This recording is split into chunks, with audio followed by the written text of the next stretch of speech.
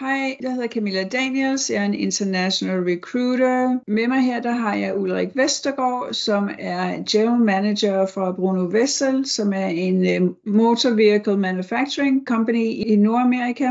Og i dag, der vil vi snakke om, hvorfor det er vigtigt at starte i USA, og så snakke lidt om, hvordan man skal gøre det. Og jeg ved, Ulrik, du vil også dele nogle af de her erfaringer, du har haft med det, og hvordan man har gjort det tidligere, og hvordan man så gør det nu.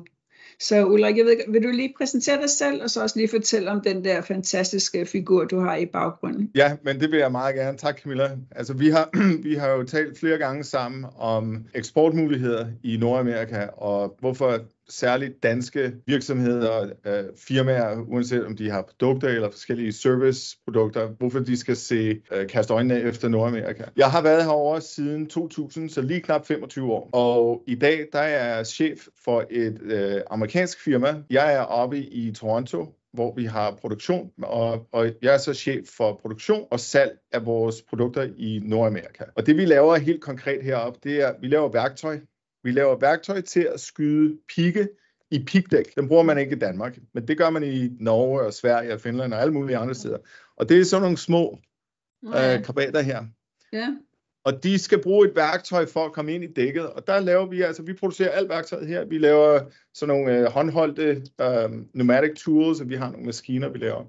Ja. I den forbindelse, så kan jeg lige introducere min ven i baggrunden. I den forbindelse, der har vi jo der går vi på trade shows og til konferencer og så videre til at møde kunder og eksisterende samarbejdspartnere og så videre og så videre. Og når vi går på de her messer, det kan jo godt blive lidt kedeligt, når man efter 20 år har samme messestand og så videre. Så vi fandt ham her i baggrunden. Han er lavet af automotive og motorcycle parts. Ja. Han vejer cirka 1000 pounds, så det ved jeg ikke, hvad er det, 500 kilo. Og så vi fandt ham, og så købte vi ham, og så tog vi ham med på messer. Og han er ret stor. Han fylder jo sådan 2 meter gange 2 meter, og så er han lidt højere end jeg er. Okay. Og alle, der kommer på messen, de stopper jo. De skal lige se, hvad det er for en fætter. Og det er vores chance for at indfange alle messegæsterne, så vi kan begynde at snakke om vores egne ting, og hvad det er, vi gør så godt. Ja. Så i dag, der er jeg altså ansvarlig for produktionen og salg af det værktøj, vi laver her. Men gennem de sidste 20 år, der har jeg været heldig og arbejde med forskellige produkter, særligt i hardware og automotive aftermarket, med consumer products, som blev solgt til hovedsageligt detailhandlen og til distributører, som sælger til detailhandlen. Og der har jeg fået en hel masse erfaring. Både god erfaring og, jeg vil ikke kalde det dårlig erfaring, men der er både succeshistorier, og så er der knap så gode succeshistorier, ikke sandt? Jo. Og igennem de 20 år, der har jeg set alle de muligheder, der er. Jeg har set de faldgrupper, der er. Jeg har fået en ret god forståelse for, hvad er det egentlig, der skal til, hvis man som producent skal have succes herover. Ja, fordi Ulrik, jeg kan huske, at vi snakkede sammen tidligere, og du nævnte også, at den måde, man starter op i USA i gamle dage, eller vil sige 20 år, måske 20 eller 30 år tilbage, det er lidt anderledes end den måde, man får succes her nu. Der er den der læreproces, så jeg synes, det vil være godt for danske virksomheder, som tænker på at starte op i USA. Hvordan kan de lære af den erfaring, der allerede er derude, som du har for eksempel haft, og så måske lige fortælle dem lidt, hvorfor, altså hvad er forskellene, og hvorfor man skal gøre det på en anden måde. Ja. For 25, 30 og flere år tilbage, der var det meget typisk, at man kunne komme herover, og så kunne man finde en distributør, som ville tage alt ansvaret for dine produkter. Ja. Så man lavede sådan en aftale, en salgsaftale, en rammeaftale, og alle mulige aftaler om, at nu er det, de har sådan en eksklusiv aftaler om dine produkter, de tager dem over, og så tager de sig af alt markedsføring. De bruger deres egen sælgere, de bruger deres eget lager, deres egen salgskontor osv. osv. Det eksisterer stadigvæk, men det er næsten umuligt i dag at give projektet videre til en distributør. Altså projektet og ansvaret for din succes, give det videre til en distributør, som er herovre. De har alt muligt andet at fokusere på, så dine produkter og dit eksportprojekt, det bliver altså nedprioriteret i distributørens verden. Ja. Så hvis du vil have succes i Nordamerika, så skal du gøre det selv. Og det vil sige, du skal lave alt benarbejdet først. Du skal finde ud af, om dine produkter eller serviceydelser, om de overhovedet passer ind i markedet. Om der er et marked for dine varer. Og når du har det, og du har gået igennem alt det basale markets research og fundet ud af, det her, det er der altså kød på. Nu skal vi i gang. Ja. Så skal du selv investere i at få oprettet et salgskontor. Du skal selv få et lager. Du skal sende varer over, som du selv er ansvarlig for, som du ejer. Og så skal du selv sælge ud i markedet for at sælge dine varer. Pointen er, at du skal gøre det selv. Ligesom du gør hjemme fra Danmark. Når du sælger din varer i Danmark, eller Norge, Sverige, Finland og nede i Tyskland, det gør du jo også selv. Og Nordamerika er i den forstand er jo ikke forskellig. Så du skal selv have kontrol, du skal selv investere. Det kræver selvfølgelig en stor investering.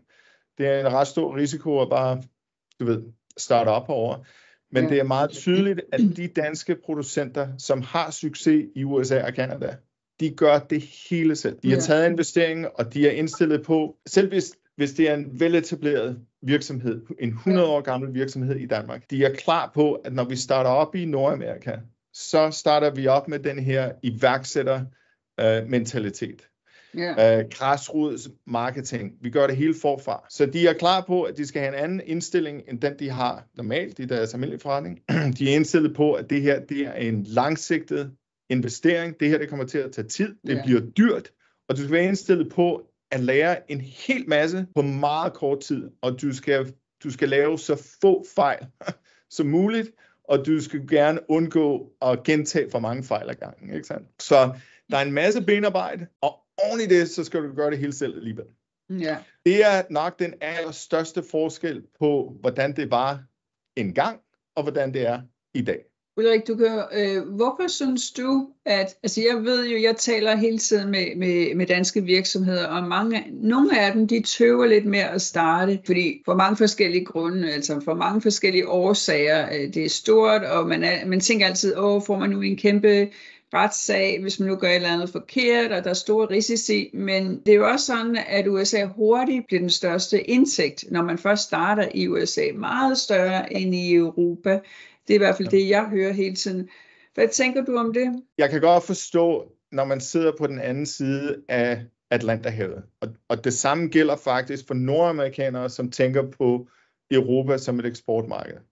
Ja. Så når man sidder på den ene side af Atlanten, så tænker man på den anden side af Atlanten, men der er sådan en mental tåge hen over Atlanterhavet. Og det er jo helt forståeligt, fordi der hvor du bor, der kan du sætte dig i bilen, du kan køre rundt, du deltager på messer, du går ud og besøger kunderne, du taler samme sprog osv. Du har et helt nært forhold til de ting, der sker, uanset på hvilken side du bor. Ja. Så den anden side, den er sådan lidt mere, det er sådan et lidt større projekt. Så jeg kan godt forstå, at folk de er smånervøse, og de har ikke helt styr på detaljerne osv. Og det er altså en af de ting, som danske virksomheder, de skal til at starte med, komme over og lave noget helt grundlæggende research. Tag på nogle messer. Ring og snak med andre producenter i samme branche. Ring og introducer dig selv. Sig, hvem du er. Hvorfor du ringer. Hvad du godt kunne tænke dig at gøre. Og om der er mulighed for at udveksle noget erfaring. Men lav det helt basale research. Ja. Når du får det helt basale på plads, så bliver det sådan lidt nemmere at skære igennem den der tåge. Det bliver lidt nemmere, og der er flere danske producenter, som har etableret sig i Chicago. Og Chicago logistikmæssigt er jo et godt sted at starte, fordi det er sådan lidt lige i midten, hvor det er nemt at få varer over på østsiden, hvor de fleste mennesker bor. Men det er også rimelig nemt at få varer over på vestsiden. Ja. Så det afhænger af dine produkter, hvor dine kunder er. Det afhænger af, om du foretrækker USA eller Canada. Det afhænger også af dine sådan personal preferences. Vil du gerne bo, hvor der er koldt, eller vil du bo, hvor der er varmt? Jeg ved ikke, om det gør den helt store forskel, men du skal, altså logistik og lagerlokation, det skal du bruge lidt tid på i din planlægning for, når du starter op herovre. Ja.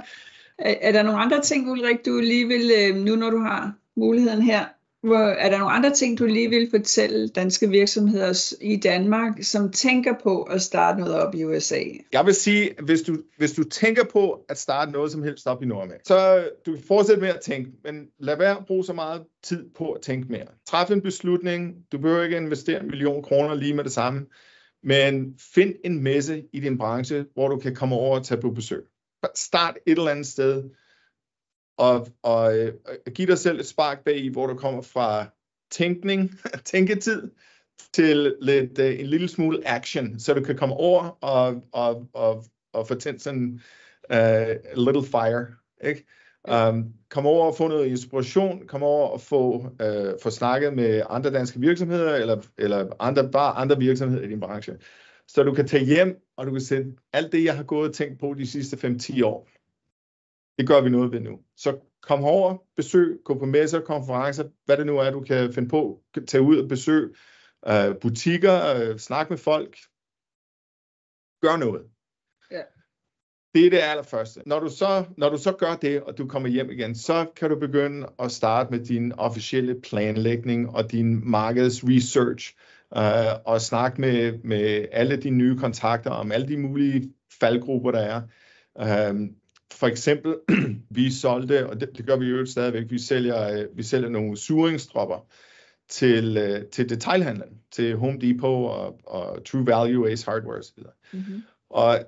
Og til at starte med, der ville producenten, som havde produktet først, de ville jo gerne have alle de store Lowe's og Home Depot. De ville have dem alle sammen på én gang. Og der måtte vi jo vise dem, at for det første, hvis du fik en Home Depot, eller hvis du fik en Walmart, så er ordrene så store, at du har ikke penge nok i banken til at producere alle de varer, som de vil købe. Og når de så køber alle de her varer, hvis det viser sig, at de ikke sælger dine varer, så skal du tage dem alle sammen retur. Og det er måske muligt, hvis du sammenhandler med en kæde på 5 butikker i Danmark.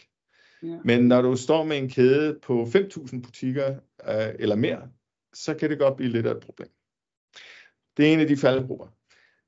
Og der er alle mulige løsninger til det. Du kan samarbejde med de store detailkæder, du kan samarbejde med dem regionalt, eller du kan samarbejde med dem med et mindre antal butikker i hele landet, altså sådan nogle testbutikker for at se, om der er kød på din vare her, om folk de vil købe dem.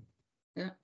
En anden faldgruppe er, at mange tror, at en distributør eller en detailhandel vil skabe behov for din vare, altså introducere varen til kunden og vise kunden, at her er et nyt produkt, og det her det er altså noget, du skulle købe. Men sådan er det bare ikke. De varer, der står i detailhandlen, altså du kan købe varerne i detailhandlen, men behovet for din vare, det skal du selv ud og skabe, enten med messer eller gammeldags markedsføring, eller på TikTok eller noget andet. Du skal selv skabe behovet derude, ikke? Ja. Og så kan du have varerne stående i butikkerne, så der er et sted, hvor kunderne kan finde din vare.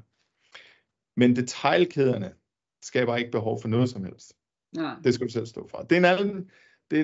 Jeg kalder det en faldgruppe, fordi du kan faktisk stå i en situation, hvor du sælger en hulens masse varer til detailkæden, og så sker der bare ikke en skid. Der er ikke nogen, der ved noget som helst om de varer. De ved ikke engang, at de kan finde dem der.